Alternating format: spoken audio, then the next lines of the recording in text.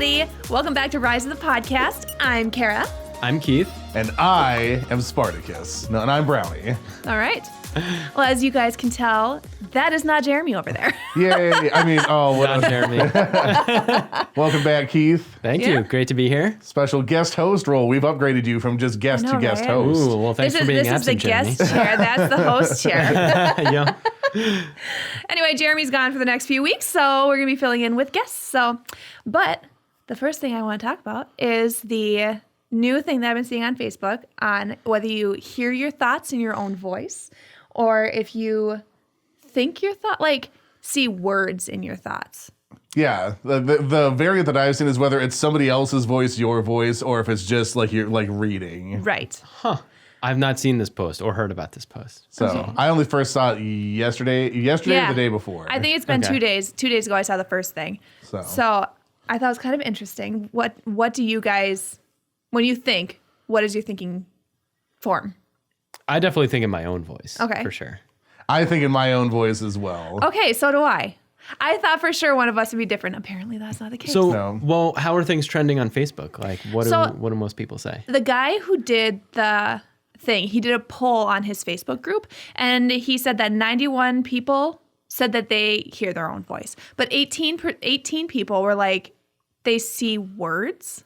That's I so guess funny to me. it's almost like a diagram when they think. Interesting. Yeah, I thought It's it was like a really PowerPoint? weird. I guess so. I pulled up the article right before we started just so I could like actually have it. Man, that's interesting. But yeah, it says everybody has the inner monologue, but so here was the original post. Fun fact. Some people have an internal narrative and some don't. As in some people's thoughts are like sentences they hear, and some people just have abstract, nonverbal thoughts and have to consciously verbalize them.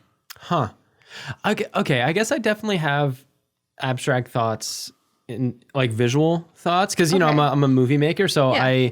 I often like envision scenarios you know that like could play out or have played out or could never play out but are just kind of existing in my mind. Okay. So I feel like I kind of do that a lot. Like when I think about I've got like I don't know an interview coming up. Yeah. You know, I'll like visualize how it could go and Like that helps walking me, into like, the room and like all that kind of stuff. and helps Okay. me prepare and stuff like that. But I'd say Yeah. most of my thinking is definitely narrative, verbal stream of consciousness. Okay. I'll say so like similar to Keith, and I think this is probably just something that comes with being like in the field that we're in when you're making like videos and films and stuff. It's like you have to get good at actually being able to put that picture in your mind of what you're trying to do. Right. But so I'll say like when I'm doing math, like when I try and think through like do mental math, literally it looked like there's a sheet of paper and the number is like so like the long form like addition or like multiplication and division and stuff. It's all there. So like the crossword, it's like I'm projecting what I would be doing with my hand into my mind. Wow. I cannot do Interesting. that. No, I can't. I don't think I can do that. So that's the only way, like in particular, and I know that it's been a long time since I've like learned math, and there's like totally different ways to do it now. Oh but, my like, gosh. the old like long form division where you had like the bracket that went over the top and everything. And if I don't, right way to do it? Yeah, if I don't, if I don't visualize all of the stuff and all the things that are getting carried over and all of that stuff and like multiplication, the same thing. Mm-hmm. I can't do math in my head otherwise. That's the only way that math happens in my head is I have to like visualize what it would be like if I was writing it down. Interesting. I mean, I don't do math in my head at all. I do addition subtraction in my head. It's easy division. But that's about it. I can do it with even numbers and multiples of 5. Yeah. Okay. But so like the whole like abstract visualization of like scenarios. When I visualize things, like I guess you'd call them scenes, I never visualize them with different camera angles and edits and like I don't visualize myself. It's always like from my perspective. You know, and Yeah. everything's in long take. There's no cuts. Interesting. So mine is like my brain is like assembling what I think the sequencing would be. Oh, and yeah. that's how like I develop like the shot list and like when I'm writing the script and everything. Oh, Like, I do that when I'm trying to put a scene together, but not if I'm just like envisioning like, oh, how's this Rise of the Podcast interview going to go today? Oh, know? okay. That's all like, you know. Yeah, no, like when I talk to you, I've been thinking recently about doing some type of like narrative, either short or feature. Yeah. Like whenever like an idea pops into my head, it's like immediately like the movie is just sort of like playing to me, and my mind is sort of sorting out like what I would like to see, the type of like stylistically even like when it comes down to like how would the camera be moving for this type of thing, like it's happening to me right now. I'm just like thinking about like the car chase and how like I'm like seeing all these different shots of like how it's being put together. You know, it's like Sure. it's I don't know. I feel like I'm saying something that nobody's relating to right now. No. But I do that when I sit down with pen and paper and really think about it. I think when I'm coming up with the concept for a movie or a commercial or whatever it is, it's mostly, I think, story first, shots later. So Interesting. So Yeah. I should not be a DP, probably director of photography. So yeah, no, that might be like where like my technical aptitude, because it's like it's always like, what is the image sure. is the first thing that comes through, and like, and I have to work to make sure that I'm picking the right images for the story, obviously, but it's like it's just shots. Right. Interesting. Okay. So when you guys read, do you visualize the location and the people when you read, or do you just read words and just go for the read the story? I guess there's a specific example. Have you guys ever heard of the book Wool? It's this like post-apoc, kind of like series of books. When I read that book, I envisioned very specific real life people. Okay. In the like Ed Harris was the star, Sigourney Weaver was in it. There was a couple like big name actors where I'm like, oh, this person's perfect, that person, you know. Interesting. Okay. So I did that particularly with that book for sure. Any other books? Like I know when I read books, like right now I'm reading the first book in the Witcher series, and I visualize everything. Obviously, it's easy to visualize like Geralt and Yennefer and Ciri because I've played the game and watched the TV show now, so that's easy to visualize. But all the different like locations, because in the first book it's all like short stories, and so each place has a different location. Oh, cool. So you get I love, that's why I love reading. Like I get to visualize like how I think each location looks. Mm-hmm. You know, for that reason, I actually usually don't enjoy reading the book of a movie that I've already seen. Because it ruins it for you because they already give you what it looks like. Right. Yeah. So like I'm actually watching The Witcher right now and it's awesome. But I know if I read it, I'm just gonna picture Henry Cavill and not that there's anything wrong with picturing Henry Cavill, but you know. There's nothing wrong with picturing Henry Cavill. All right. I set you up for that one. But yeah, so Lord of the Rings, I guess, was an exception where I saw the movies first. So I'm like, I got to read these books. And of That's course, what happened for me too. I pictured all the actors, but it didn't make it any less enjoyable. So. No, for sure. I'm trying to think like the last most of what I read are not nonfiction. It's always like form and style, how to create a cinema whatever. Late. So but like legitimately, I think the Harry Potter and the Deathly Hallows is the last book I read. Wow. Oh, okay. Like actual like non like textbook essentially. Interesting. So when you read these nonfiction books about filmmaking, do you like envision George Lucas like giving you a presentation? Right? No, it's literally like, so this is gonna sound weird. It's all, imagine like a 3D room of graph paper. And then like I'm just assembling components into different areas of the thing. So like when it's talking about like lighting setups, I'm in the like just like a blank room, and then like there's like just random object whatever in the middle. And it's like, how does this lighting setup work for this or whatever? There's like a very like clean space for me to be able to manipulate stuff around and try and understand the idea. Man, you'd be a good Green Lantern, actually. Do you guys know Green Lantern, the superhero? Ryan Reynolds. Yeah. Yeah, so like in the comic books and everything, like Green Lantern, you know, he just envisions like a machine gun. Yeah. And he can just build it. And he's got this green energy machine gun. And I'm like, I can do that. I know. I need the instructions. but someone like you, maybe you'd be a good Green Lantern. Yeah, there you go. Okay, well, the next career after commercial producer. Right, yeah. So kind of with that, Jeremy and I are watching a new TV show. Star Wars. It's a Lego to Star Wars TV show, but it's called The Freemakers. And there's one scene where they talk about how the light side of the Force builds, and the dark side destroys. And so when the kid is kind of going through just a little bit of training, he starts to build things out of all these scrap pieces of Legos. So yeah, just making something out of nothing. That's cool. Huh. Yeah, it is cool. But the dark side built all these Death Stars and Star Destroyers. To destroy. That's true. They had to build this stuff, though. We built that. Oh, never mind. Are Are you guys dark side? Are you guys dark side or light side? It's to be determined. Yeah, I guess.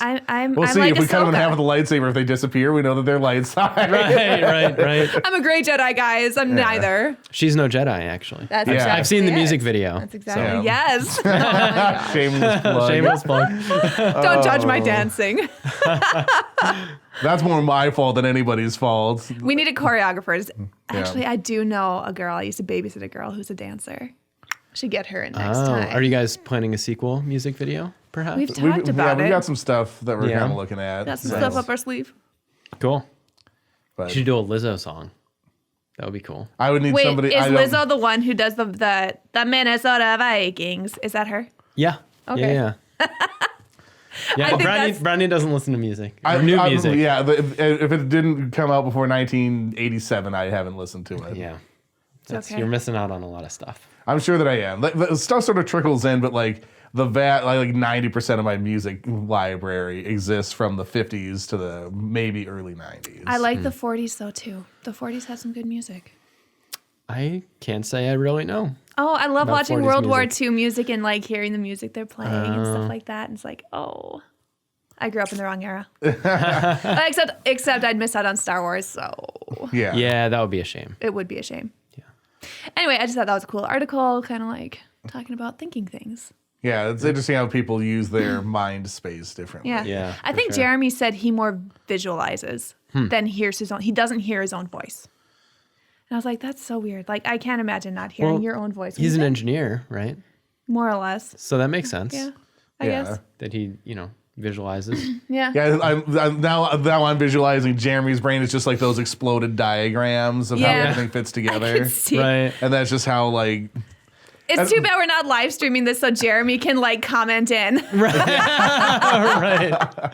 that's true. Oh, so like, and I think like that might be why he messes up when he's doing like, cause he's like, I think he's so capable of understanding how this stuff works. He just gets ahead of himself, Right. And he Oh, makes all these sure. mistakes. Like he's not like incompetent in following instructions. No, he's not. He's just like I think he thinks that like he's just getting ahead because he just knows how it's gonna go, and then he'll miss Right. something, and then it's hilarious. Oh Right. my gosh, it's hilarious. It's so great. Yeah, I Did- know. oh, I always see you making fun of him when he messes up.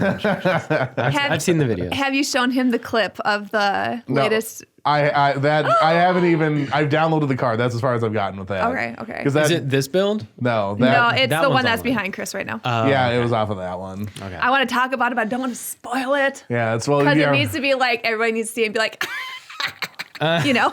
we have to. I'm trying to think. That's gonna be like sometime in March. I think that one ends up Oh, coming it's so out. far When you were away. building, whoa, sorry about that. It's okay, I do it all the time. When you were building this one, Mm-hmm. maybe it was this one. I don't know. You showed me one video where Jeremy, he like put the wrong piece on like way too early on. You guys had to like backtrack. Oh, like, that's the one way- that just came out yesterday. That's Major Von Reg's TIE Fighter. Oh, So yeah. that's what. So we did do a live stream of that one. So go to our Facebook page and watch the live stream. But then we actually like cut the video together and did a regular time That lapse was as so well. But, painful. like literally, it was like in the first third of the build, he had just misplaced about like a brick or something. And Yeah. so then a piece I had to place later didn't fit Uh, because there was a piece, a bar poking out. And so I couldn't fully seat the piece that I needed to put on. So it all came all the way apart. God. And like That's the so part, painful. the part that made it into the video is like I think like a minute long or something. It was a solid like 20 minutes of like reversing everything they had done up to that Yeah. point, installing it the right way, and then building it back out. I think if he Jeez. would have followed the instructions afterwards, he probably would have gone a little bit faster. Yeah, he's like, I I don't even need instructions. Oh, yeah. I'm a guy. That's karma. Poor Jeremy, he's not even here. We're still making fun of him. I know, yeah. Oh. He's not here to defend He, himself. he can feel the love roast him. happening right now. I'm sure. Yeah, there's like a ears are ringing in his burning. ear. Yeah.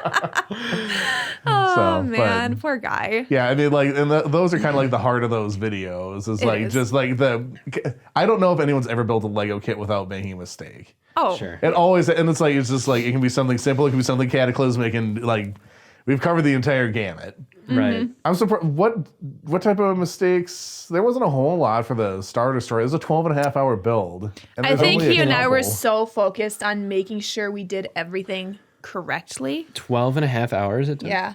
That's insane. I mean, at the very end, I forgot to put one piece on, this little piece right here. Oh, yeah. Here. But I mean, Spoiler for the end of the video. I'm doing the outro to this build, and Jeremy notices there's not a piece there, and I'm trying to just get the outro done, and I'm looking for. Because he handed me all the spare pieces and I threw them in that drawer. our spare drawer. And I'm digging through the thing trying to find it. And I'm doing the outro and I'm like panicking because I'm like almost done with the outro. And I want like, and then like right when I'm setting Kara up to say, "May the force be with you," I toss it out of the table. And he catches it. Well, it just went to and then like I can't remember if Jeremy or Kara ended up Jeremy putting put it on. Nice. But yeah, it was just one of those things where like literally the last possible, like it felt so intense to me because I was like, I need to get this outro done. Right. I don't want it to drag on. I don't like doing jump cuts when I don't have to. I really only usually do them during the games. Sure.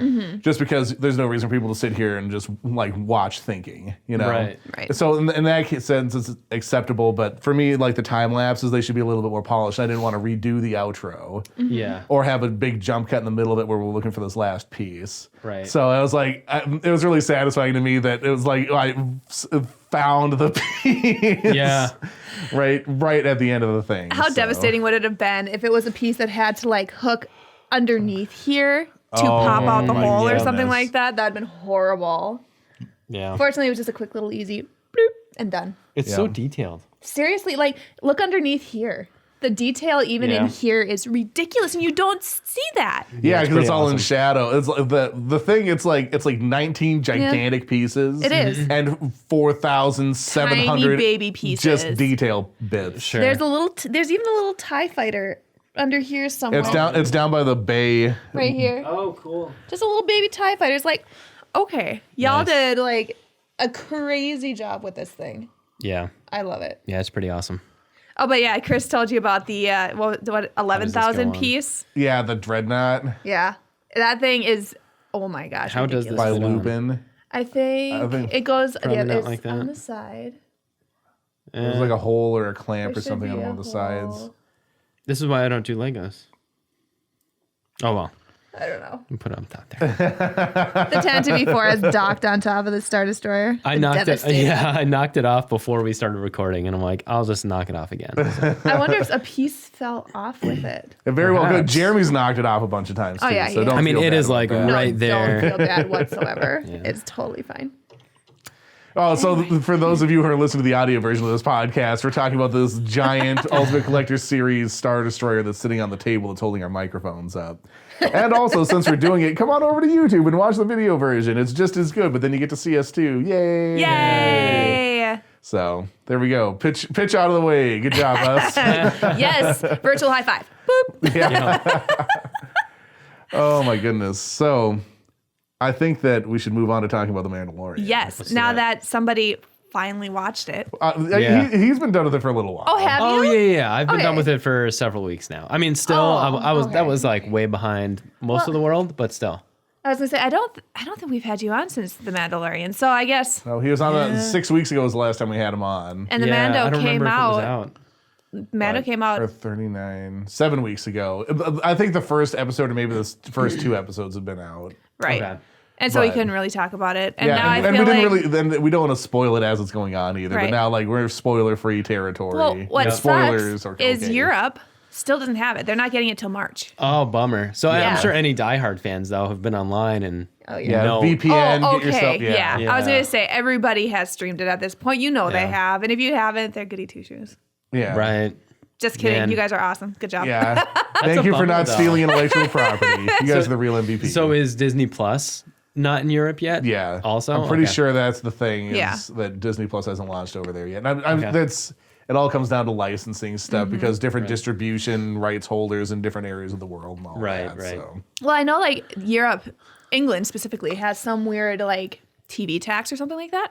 Huh. So I wonder if Disney Plus, because it's a new streaming service, it has to be somehow worked into all that. Maybe. I got to be pretty sure that Disney didn't really care about retaining its foreign rights deals to all its intellectual property. They're just like bloop, bloop, bloop, and just let the money come in from licensing all their content. And now the process of like recollecting it so that they can launch their own channel in Europe is probably just a lot of waiting, right? yeah. For contracts to expire. I feel that's kind of akin to like the Beatles didn't own the license to like almost all of their songs. Right.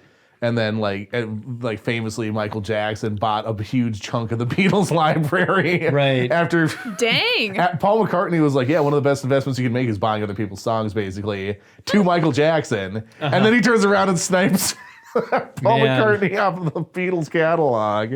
Well, I guess that's the business world, right? Yeah, It but just insane. Like just like the way that stuff like that works. It's Yeah. like being able to own your own IP is so important. Yeah, for sure. That's So- why I'm not selling Gravedigger Dave to Warner Brothers. Sorry, Warner Brothers. But I'll sell it if you contact me. Disney's gonna call you up now. Yeah. You just need to keep the merchandising rights. That's the one thing you need to do. Yeah, that's what George Lucas and the Yeah. money's in the action figures. It totally is. Holy cow! yeah. Like, Yeah. have you watched The Toys That Made Us on Netflix? No, I haven't. That's great. That's amazing. That I've sounds only cool. watched the Star Wars one, but holy cow, those things have retained their value. Yeah. 100%. All of it's like there's an episode about Barbie that's incredibly interesting, and like Really? and there's one that sort of focuses like because Kenner did the Star Wars toys, and so Mattel did Barbie. They tried to go through Kenner and they didn't want it, and they tried to go Barbie other didn't places. want Kenner? No, Or Kenner didn't want Bar- Kenner didn't want Barbie. Yeah, they didn't know it was going to be a thing. I really hope that I'm not misspeaking because it's been a while since I've seen it, but I'm pretty sure that's the thing. And then they ended up like sort of. Mattel was the only one that would do it, and it ended up like it's carried the Mattel brand basically since Seriously. I actually didn't realize that there was a Mattel brand outside of Barbie. then. So yeah, Oh, yeah, I they think used to Mattel do had like other things they too. had like a couple of board games and some other stuff, Sure. but nothing So- that like Barbie. Yeah. We had an elderly friend pass away recently, and she collected Barbie dolls throughout the years. And my mom was talking to me, and she was like, "Kara, there's so many Barbie dolls, I don't even know what to do." I was like, "Okay, here's the thing: Barbies, if they're old, those things are expensive, especially if they're the holiday edition. Oh, really? And, oh yeah, the holiday Yeah. editions; those go for thousands of dollars." Damn. And she has holiday edition Barbies. So I told Wow. my mom, I was like, you need to go on eBay and you need to help her husband, get money for these. Because Yeah. he's not going to want them. They don't Yeah. have any grandkids that want them. So they don't really have family. So at this point, basically sell them and Yeah. get the money, live life comfortably, for the rest of however long, Yeah. For sure. So That's fair. The only I- other thing that I could think of is like if there's like a museum or something that that's would true, want too. them, but Yeah. it depends. Like obviously, take care of yourself first before Yeah. you. Right. and benefit he the and rest his of the wife world, are well off. Were well off. So So, but yeah. I want to see these. I want to see this collection Yeah. before.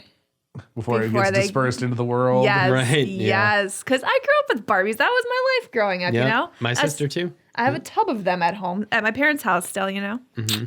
Good stuff. Anyway, Mandalorian. The Mandalorian. Yep. So Keith, how did you describe the Mandalorian to me just a few moments before the podcast? So I think The Mandalorian is my favorite Star Wars creation of the Disney era. Yeah. I mean, I don't even think there's really a contest in my mind. I like the movies generally.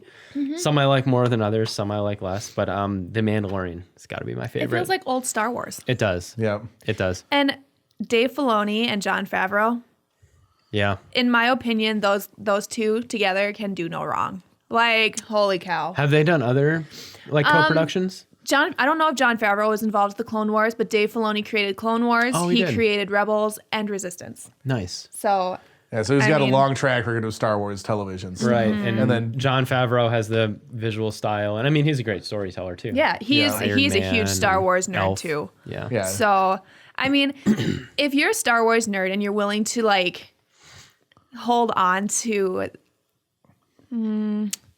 true Star Wars, Yeah. I don't know. Well, I don't know. like at its essence, the Star Wars franchise just has something about it, Mm-hmm. and it's like understanding how to protect that as you're adding Yeah. to the stories, and Right. not just like doing what you want to do in a universe that you like, but just like Right. propagating what it is about Star Wars that everybody enjoys. Chris Right. put much more eloquently what I was attempting to say.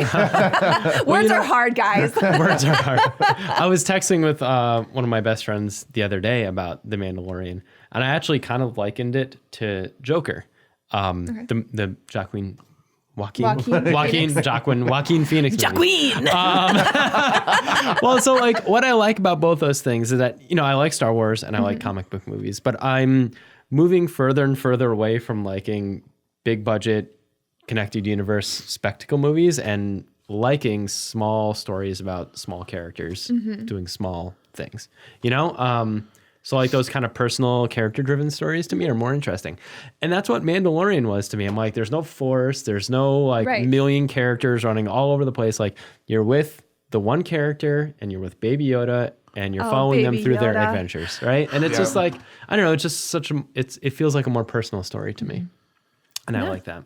Yeah, I agree. And then like the Star Wars has always had a little bit of sort of this like space Western type of feel. Like it's just like the Wild West gunfight stuff. I mean, I think particularly with Han Solo, you get a lot of that. Yep. Sort of like feel like he's like, we gotta get that stolen goods wagon train over to the whatever. Anyway, and it's just wagon train to whatever. That wagon speeder. Yeah, I remember that scene in A New Hope. Yeah, well, that was yes. So anyway, I'm gonna make a wagon speeder being pulled by banthas. Yeah.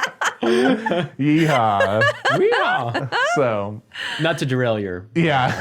But there's definitely like he's got sort of like this like man with no name type of feel to him, It's like he just like he breezes in like and especially with like these like quote unquote outer rim planets or whatever, like for people that are more deep into the thing, it's like they're even more sort of like they're like the frontier towns. Yep. And he's like, and he's not necessarily coming in to clean up the place or anything. He's not like a marshal or whatever, but he's there to do his job, and he's not gonna let people like mess around with him. And it's just like it's such a cool aesthetic. Yeah. I for a lot of the show, the early episodes, I kept on thinking to myself like, this kind of feels like Xena Warrior Princess a little bit. And I loved Xena growing up. And then we get to, I think it's episode 4 or 5 when they arrive on the forested planet with the farm village, Yep. And they meet Gina Carano. And I'm like, oh my God, this is really a Xena episode. I loved it. I just ate it up. I thought her. I thought it was the coolest thing. Cara Dune. Yeah. And the fact that they actually say her name, Cara. I'm like, you may have spelled it wrong, but you pronounced it right. And I actually, after the one episode, I thought that she was going to be gone. Me too. And then, spoiler alert, well, can we spoil? Yeah, let's do it. Okay, and then she comes back, and he gets the team together, and they go F some S up, and it's like, can we curse on this podcast? We'll keep it like PG level. Okay, so they F some S up, and that last episode where he gets the team together is so great. I love that. It is. Well, I mean, so the one thing I was a little kind of salty about, not super salty because it's an amazing show, but like in the trailers they showed all of these big name characters, and they're in for like 2 minutes, and that's the last time you see them. So it was nice to see Cara like actually go through. Like IG-11 was in the very beginning, and then he came back, which great. But then like there was Ming-Na Wen's character, the other bounty hunter. Like I feel like they built her up to be something pretty big from what like I was seeing when I looked up Mandalorian stuff, and then all of a sudden she was there. The one they hunt down on Tatooine. I believe she was on Tatooine. Or it looked like Tatooine. He joined up with another guy from the guild who was trying to get into the guild. Yeah, that was Tatooine. Yeah. So that was the only beef I really had with it. Like building up characters and then killing them. See, I didn't look too much into like who was supposed to be in it or who wasn't or anything like that. Like the Carl Weathers was a surprise that he was in as much of it as he was. I thought he was just going to be Captain Exposition in the first one, like setting up what the guild was supposed to be or whatever, and then he wouldn't be in it anymore. And like, I really loved his character. Yeah. His character was great. Yeah. So, I like that, you're not sure whether you should trust him or not. Yeah. He's got that Lando type of feel. Where a little bit. Yeah. Right, because he seems good at first, and then he kind of turns on you, and then in the end, he comes around, and he's a good guy, and that was a good character arc for sure. Yeah, I really liked that. Yep. So. I mean, I definitely saw the backstab at the very end when he was going to kill Mando. Oh, yeah. I was I kind of saw that coming. I was like, I didn't trust him. But then once Baby Yoda healed him at the very end, I was like, okay, yeah. it's not going to happen. I was a little nervous during that campfire scene. I was like, these guys are going to turn on our friends here. Yeah. That's not going to be good. Yeah. Classic Western trope. Yeah. Right, Yeah. right. Sitting around the campfire and then the dragons come down. Oh yeah, those dragons and those westerns. Watch out. Those dragons are awesome though. Yes. Those are, I don't know what I'm sure they have Were some those kind of Star Minox Wars or name. No, I don't know what those were. Minox unless you have power cables. And don't they live in asteroids? Yeah, and worms that live inside of asteroids. Right, that's right. Yeah. Did you know Minox have a larger cousin, the Grolic? I did not know that. Man, I do not know all the Star Wars names. I only learned about the Grolics because I'm currently listening to the Thrawn Treason book. Good book. I don't know what that is. Thrawn, amazing character. So you see the blue guy on the wall? The guy with the hair. Yes. That's yes. Thrawn. Okay. He's a chiss. I've seen him in your videos. Yes. Thrawn's all I awesome. know. Lurking in the background. Yeah. Side tangent. Isn't it funny how all Star Wars planets are one climate?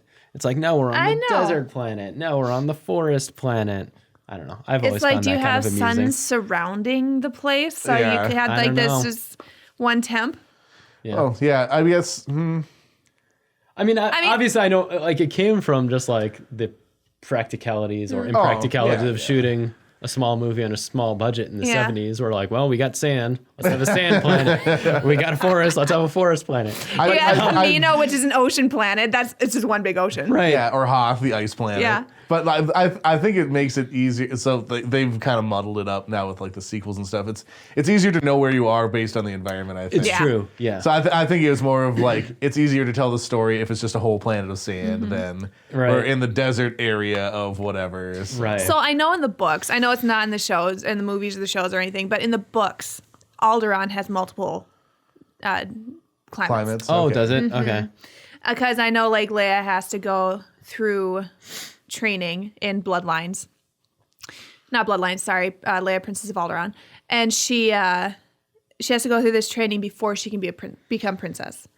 And so like the training also has to do with survival. So she has to go on this survival thing with a bunch of other people, and they're going through like swamps, they're going through ice, they're going through all sorts of stuff. Okay. So the books fix it. Yeah. Books fix it. Yeah. And then But yeah, but otherwise visually in the movies, yeah, it's like Yeah. one climate Yep. So as far as we can see. Small nitpick.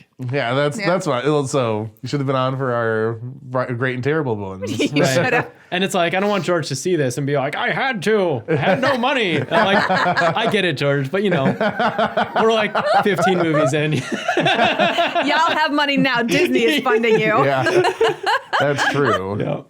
And Disney has to have like they have to be one of the largest economies like compared to like countries. Oh my God. Yeah, it's crazy. Like just the amount of like Yeah. IPs that they have. Like Yeah. And like, I there's another podcast I listen to when I'm not listening to Rise of the Podcast called Indie Film Hustle.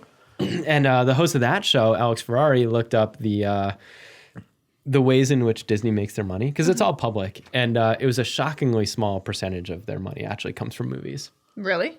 Yeah, because Is you know, it like Disney World and Yeah, I like, mean, toys and a stuff lot of like it that, is or? licensing. You know, it's like, you know, when you see a Frozen towel in Target, it's probably not actually made by Disney, but they license those characters out Right. to the towel company, and Disney gets money from that, and that's a huge part of it. Also, the parks, and you know, I mean, it's not like the movies were like a paltry percentage of their income. You know, it's pretty big, but then when you think of like what it costs to make a movie, Right. you know, it's like, Yeah. you know, a Star Wars movie is going to cost over $100 million. And then every once in a while you get a John Carter of Mars that Disney made, like 5 years ago or 10 years ago, and it bombs. So you know, the movie business is pretty risky, but Disney insulates themselves by having theme parks and streaming services and all this other stuff. Yeah. So Well, I think the safe, like, when it comes to Disney, like, a lot of times you think Disney princess. And so, like, whenever they come out with the Frozen, you know, Yeah. every single mom and their kid is going to go to that movie multiple times. oh yeah. You know, I mean, so, like, those ones, they're safe to go with those ones. And I feel like a lot of the money comes from those for sure. Yeah. Yeah. I don't know.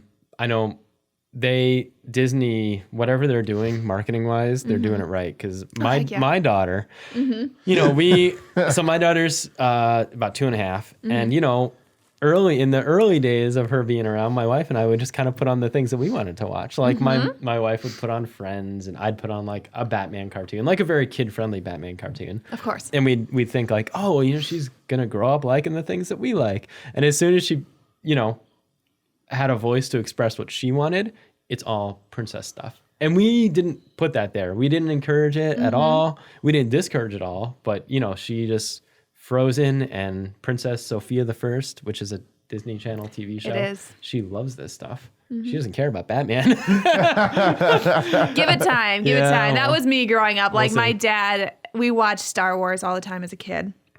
And when I was younger, it was, Barbies and dollies and horse toys and stuff like that. But then as I got older, I was like, Star Wars. Star Wars and video games. I got to keep the Batman cartoons on then. Yeah. Yeah. Okay. Keep them going. Keep them going. Yeah. Or if you can find some like girly way to throw it in there. I don't know. They're actually Batgirl and stuff like that. There is this DC brand called Superhero Girls. Yes. And it's Batgirl, Superwoman, Wonder Woman, Harley Quinn, which is a questionable addition. But that's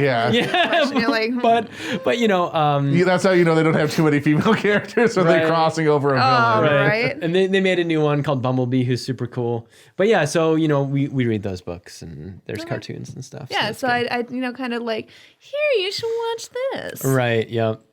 My cousin has 2 little girls, and they sent me a picture the other day. They live in California, and they sent me a picture the other day of my grandma reading to their 3.5-year-old one of the Star Wars little golden books. Oh, nice. Oh, cool. So is it like an old school one, like from the 80s? they or just they came out with. They just came out with not just, probably a couple years ago. These are the ones with the pages that are like an inch and a half thick, right?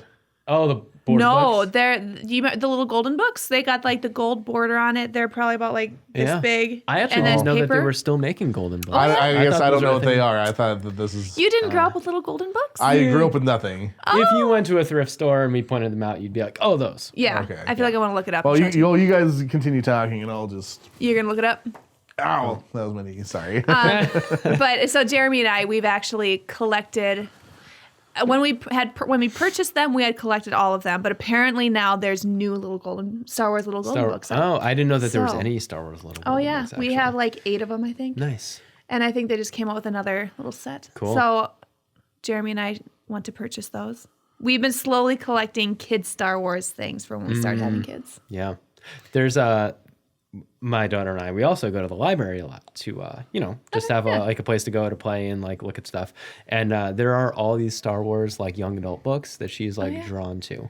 Okay. One of them, I actually sent Brownie a picture of this. One of them has this weird like graphical representation of Jake Lloyd becoming what's his name? Darth Vader. Well, no, the actor who plays. Hayden Christensen. Oh my God, brain fart. Yeah, Jake Lloyd becoming Hayden Christensen, and there's this weird, uncanny valley middle where it kind of looks like both of them. It's really creepy. Yeah, it's upsetting. Anyway, so I'm familiar with those books. I did not have them growing up. Okay. Yeah. But you know what we're talking about. Yeah. Okay. So yeah. There you go. They also have a book called ABC 3PO and Obi-Wan 2-3. They win just based on cleverness alone. I saw a kiddo wearing a shirt the other day with BB-8 on it and said BB great. I was like, oh, that's pretty cool. So this was actually a Valentine's stuffed BB-8, and it had a sash on it that says, "Will you BB mine?" Oh, that's like a Ralph Wiggum card. I choose you. It was cheesy, but I was like, it's BB-8. I need to get it for Jeremy. It's gonna happen. I bent my Wookiee.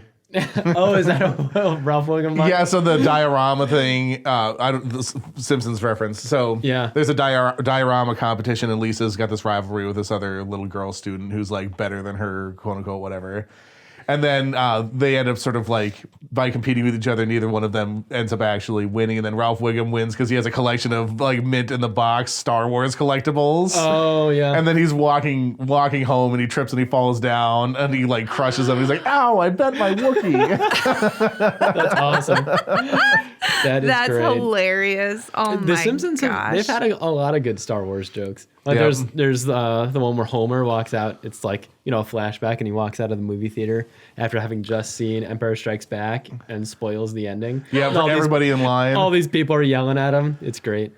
Oh my goodness. I yeah. feel like if somebody did that for one of the movies, I think I would have just punched him in the face and been like, "Shut up!" Could you imagine being in the line to go see Empire Strikes Back on opening night? Like what? Yeah. What an experience would Right. that be? I'm trying to think of any like recent movie that's had that type of like phenomenon-ish. Like I think the Harry Potter movies are kind of like that. Not nearly as. I experienced it with The Dark Knight.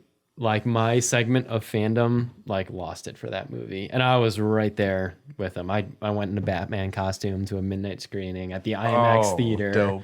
and That's awesome. my buddy dressed up like the Joker, and there was those like little, put a quarter in the car, and it like goes back and forth, and he starts laughing and runs in the car, and I jump on top of the car, and I'm like, "Get out of the car, Joker!" And we put on this stupid little show for everybody watching in line.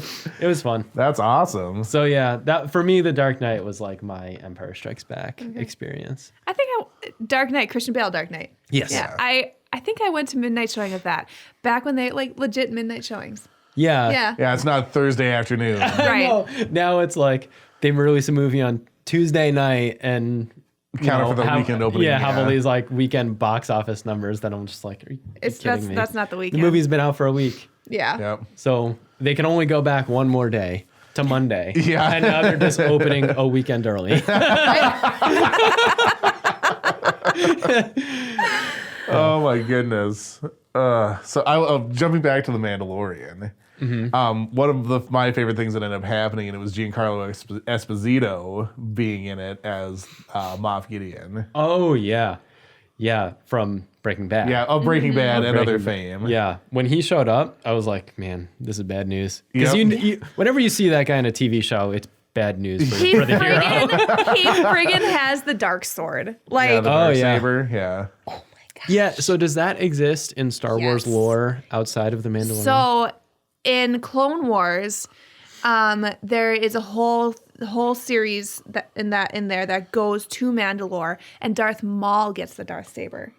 So is there only like one of these? There's only in one the dark universe? saber. Oh wow. And what group? It was like the Pre-Vizslas. Man. We need I Jeremy. think we do. Jeremy. So but- there's one dark saber in the universe and Gus Fring. That's it. Right? Gus Fring has it. That's it. God. Well, so I think Jeremy was telling me that the first Mandalorian Jedi decided to build this lightsaber differently than all these other lightsabers, and it's like basically whoever holds the dark saber has a claim to be the ruler of Mandalore. So it's important to Mandalorians. Okay. as So an that's why artifact. Maul wanted it. Yeah. So Cool. yeah, there's this whole thing Yeah. that, and I forget 80% of what he told me about it, but And then it makes a reappearance then in Rebels because Sabine Wren, she is from Clan Wren on Mandalore. She ends up getting it, and I think she ends up. It's been a while since I've watched Rebels, but I think she ends up helping rule Mandalore or rules Mandalore. So when the dark saber appears and it's being held by whoever, and that whoever winds up on Mandalore, are all the Mandalorians like, okay, you're the leader? Or I guess we'll find out. yeah. Although all the Mandalorians are friggin' dead on what planet? What's the town they're in? Oh, I forget that specific location. It wasn't Yeah. Black Spire, was it? No, I don't think so. there's not too many Mandalorians left though, right? Yeah, well, because the Empire wanted all the Beskar, the stuff that his armor is made out of, so they Yeah. went and they just wrecked up their planet and took all of it. Which Yeah. is why it was a big deal that he had that Empire stamped Beskar when he shows up to. It's kind of crazy to me. Like, if there was one like suspend your disbelief thing about the Mandalorian that I was having a hard time grasping, it was the fact that all these guys got took out. All the Mandalorians, because they're so badass and their armor's awesome and their tech is awesome, and they're just like warriors. Yep, like And that's they a just- religion. Yeah, and they just got like wrecked by these like goons in these plastic white suits. I know, right? Like, come on, I don't. Well, then how did the Yeah. armorer survive? How did she not get killed along with everyone else? I don't know. Maybe you saw her wreck everybody with that hammer. Yeah. So wait, I forget. Did she die? I don't think I think so. they didn't show her dying. Yeah, I think it's supposed to be alluded to that she was going to be like the last like defense to give them the time to Yeah. escape. Right. Although, as everybody knows, if you don't see someone literally die in Star Wars, they're not dead. Even if you see them get cut in half and fall down an endless elevator shaft, Yeah, Case or in get- point, Darth Maul. Or you're throwing down a different endless elevator shaft. right, screaming with lightning coming from your hand. So, To be fair, he did die. yeah, so allegedly Yeah, he that's died and okay. was brought back. Yeah, whatever. I mean, he looks the way he looks for a reason. I mean, have you seen that face? Yeah, Oh my gosh. Good stuff. so much lightning. So much lightning. Yep. All right, well, anything else you want to say about The Mandalorian? Except it was friggin' awesome and I love Baby Yoda with all my heart. Oh, Baby Yoda. I need to get myself a Baby Yoda stuffy and he will sit right here. And I will hold him during the podcasts. I have one additional thing. That show's ending credits with the like Western book cover style paintings and the awesome music. Like every time, I never think this when I'm watching a TV show, but when The Mandalorian ends, I'm like, oh sweet, the closing credits are gonna start. Like the closing credits are so great. Yeah, they are. Yeah, just So- like the production value that goes into the entirety of Yeah. of that is so good. Yep. And actually, I don't know if you guys picked up on this, but when I'd watched those little paintings moving around, if you really look at them, I'm pretty sure they had those paintings commissioned before the episode was finished. Because there'll be like little things that look kind of off, like little things about the costume or the character's face. And Yeah, I'm like, I Yeah. noticed that, especially in the one with the other bounty hunters, the Twi'leks and stuff. I noticed there were like things off in those pictures yeah. specifically. And I don't mind that actually. It's I don't know. Well, it's like like kind of cool. their concept art. Yeah, I was just gonna say that it's like Yeah. you're getting sort of a sneak peek at what they pre-visualized it as. Right, Yes. exactly. And yeah, I love it.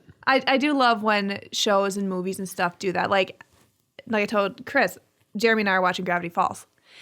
During the credits of Gravity Falls, they always have just this little clip of something funny. Yeah, just like yeah, it's like Like an outtake or something. Yeah, well, It's a cartoon. Yeah, and so yeah, it's just like a little extra 20-second long joke that's running during the credits. Yeah. So and I think it's just to help sort of like because this aired on TV or whatever to get you to like keep watching through the credits to get to the next show. I think. Oh, yeah.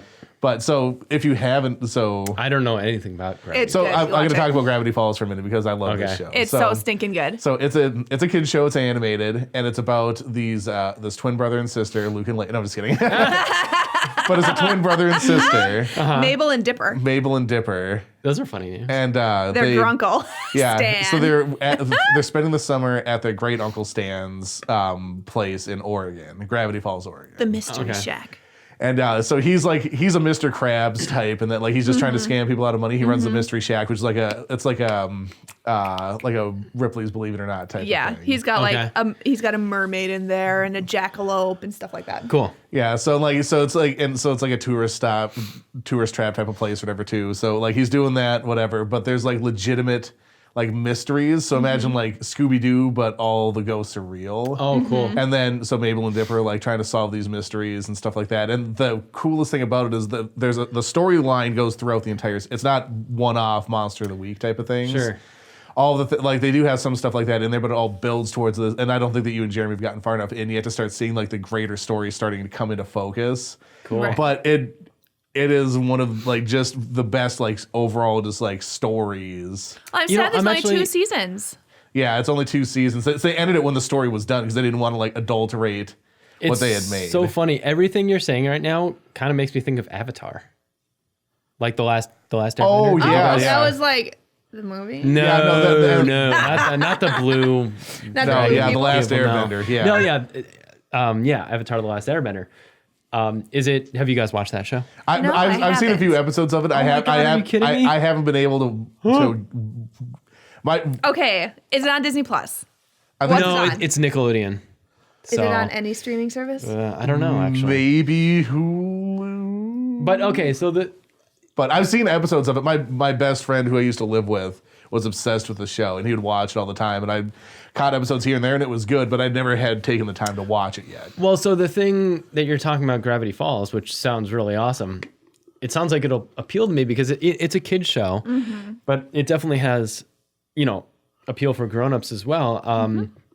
There are 3 seasons, and they're basically structured like a film trilogy, and the show ended when it was supposed to end. You can totally see from the first episode that it was predetermined that this show would end in the season finale of the 3rd season.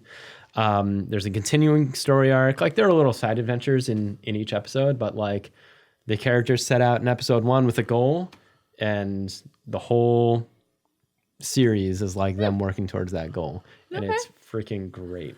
So Let's good. see if I can That's find awesome. it. Yeah. But Don't watch the Shyamalan movie. The Shyamalan movie might as well have nothing to do with the cartoon. So fair. Okay. Yeah, but I think like I don't know that at 2.5 it would be easily digestible, but like there's enough like sort of slapsticky, like kid geared content that it might be something that you'd like to watch together. But Gravity Falls? Yeah. Yeah, I mean, it kind of sounds like it. But for sure, even if you just end up watching it on your own or whatever, it's so freaking good. Nice. I think Like, where do I find it? Disney Plus. Disney. Oh, okay, cool. I feel I'm a little mix of Mabel, a lot of mix of Mabel, and the non-scammy part of Uncle Stan. So like there's Cool. like little things that they do that just like you could tell that they really cared about doing this. Like a lot of like cartoon shows, everyone just wears the same thing all the time, right? Yep. And for the most part, this is true for this, but Mabel has a different sweatshirt every single episode. Oh, Like, she They're so changes cute. their I love her sweatshirts. fuzzy llama one. Yeah. So like just like little things like that. Or there's a part where like the Mystery Shack has a sign and there's an S.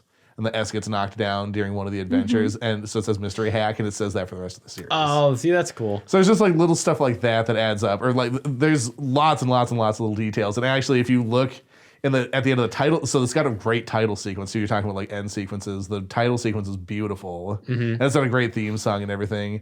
At the very end of the title sequence, there's always little clues that like they play like really fast. Like you'd have to stop and like look at them, but it helps point you towards where the mystery is going if you want to do the work to see what these that's clues cool. are. So That's like cool. just little small details that really make stuff just awesome. So Yeah, I think we're living in a world where closing credit sequence and opening credit sequence are kind of being like skipped over more than they used to. Yeah. And that's kind of sad to me because I think when an opening title sequence is really good, it like primes you for what you're about to watch and like gets you into the correct mood. But when you can just skip, it's like, I don't know.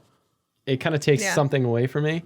And now, the Netflix, the button you have to hit to actually watch the end credits, it's like so quick. If you don't hit it within like 3 seconds, it's like on to the next one. Yep. And it Yeah. automatically skips the opening title. It's like, I want to watch all this stuff. Yeah. But Like, I know when if I binge watch a TV show, like The Great British Bake Off, for instance. yeah. I've watched so many episodes of that. When I get to the skip intro, I've seen it 500 times.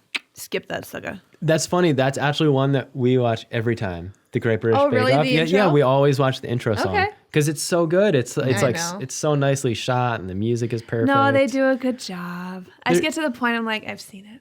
Yeah, I know. I mean, there are some that we skip. I don't know. Have you guys ever seen? It's a brand new show called The Morning Show on Apple TV.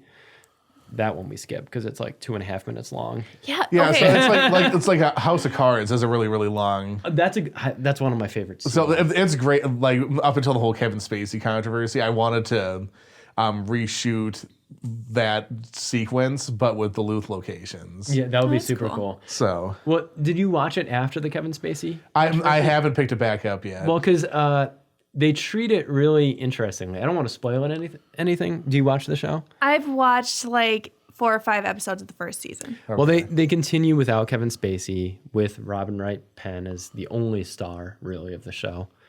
Actually, I think she's just Robin Wright now. I don't think she's Robin I was gonna Wright say, Penn. is it? She's Buttercup from Princess Bride. Yes. It's really good still. Okay, I've- I'll have to go back. It's been a while since they've put out any new stuff, but it was really good without Okay. Kevin Spacey. And the good thing is that it doesn't make me feel ashamed to like continue liking the show. Yeah, Even so- though and- Kevin and- Spacey had been in it, they treat it so well without him that it's like it's okay to keep on going. Yeah, so that was my concern. Is like I don't want people to judge me for still liking the show because of what Right. So yeah, dang it, I had something that I was gonna loop back to and I forget now. So I think about that. So you know how you said that you want to reshoot which yeah, sequence? the title sequence. Okay, so I do remember what I was going to say. The title sequence for House of Cards. It's a lot of time lapses of DC, and it's really freaking cool. Yeah. So AJ, my younger brother borrowed my gimbal this week, and the reason he wanted to do that was for his woodworking company, Delarnia. He wants to do an opening sequence like Portlandia, but call it Duluthia. Oh, nice. And so he went around and he shot different scenes from Duluth, and he's gonna, put Duluthia on it. And then apparently the theme song for Portlandia isn't a licensed song. Oh, it's just like public domain? Yeah. I guess he looked into it, and it's just he could use it no problem. So he's gonna remake that Duluthia for his business. That's pretty sweet. Yeah. Yeah. No, so we were talking about title sequences like priming for stuff. So again, like we talked about Breaking Bad a little bit earlier because of Giancarlo Esposito. That's like the perfect. It's like 20 seconds long, but it's like moody. You get the whole you just know this is gonna be like a gritty drug something, Right. So it's in that way.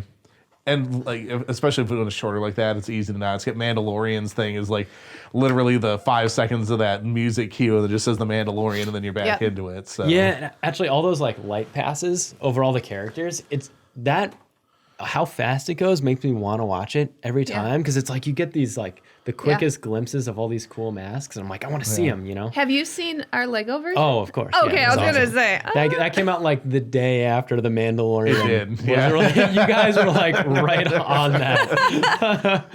So yeah, props. On I kind of want to reshoot that too, because we have a macro lens now, so you can get everything just really just razor sharp. Right. So with tax return season's here, right? Yay. So I know, right? Praise God. But all the things, Jeremy and I have been trying to decide what we want to do with it. One of the things that we have thought about is doing the Surface Studio. What's that? It's an amazing computer. It's like a giant touchscreen computer that's designed for artists. Yep. So what you can do, and the new one, you can hook up, you can game on it, and it's set up for VR as well. Oh, wow. So it's powerful enough that you can do that kind of stuff. But so what you can do is you can grab it and you can lay it down at an angle, so it's actually good for drawing and stuff like that. And then it's got a little dial, so you put it on the screen, you can turn it and grab colors and stuff like that instead of going into a different menu and stuff. Right. But one of the other things we talked about was, I told Jeremy, I was with our taxes, I was I would be okay if you got that lens that you guys want, or I really want a tilt shift. Tilt shift lenses are the best. Yes. That's tilt shift. They're so expensive. Of those three things, know. tilt shift. Definitely. But the tilt shift, the tilt shift is cool, but the studio can do so much for me. Tilt shift is super cool. I don't know what kind of applications. Oh, for Lego builds, actually, it'd be really Well, yeah, good. it's because we've been talking about doing that one sort of that little series or whatever, and that'd be the idea of when normally you photograph Legos and stuff, you're at the perspective of a person, and then it looks like a toy, right? And that's right. So the point of a tilt shift lens, as you probably well know, is designed for architecture to make buildings look straight. When you're taking a picture of it and everything. Sure. So you change the axis of your focus so it doesn't look like you're shooting it from a low angle and all that, right? Right. So, and then it has the other effect that what they're famously known for is making big things look tiny, like they're in miniature, right? Right. But then you can make miniature things look big going the other way, so you can make Legos look like life size. Yeah, well... So if you want to do a stop motion, for example, with it, you could have just something that feels like a big, real Lego world. I mean, in my independent filmmaking, I do this technique called freelensing or lens whacking, depending on who you ask. But it's when you shoot with your DSLR or mirrorless with the lens off the body of the camera. So you're letting light go through the lens, but then light also comes in and interrupts between the lens and the sensor.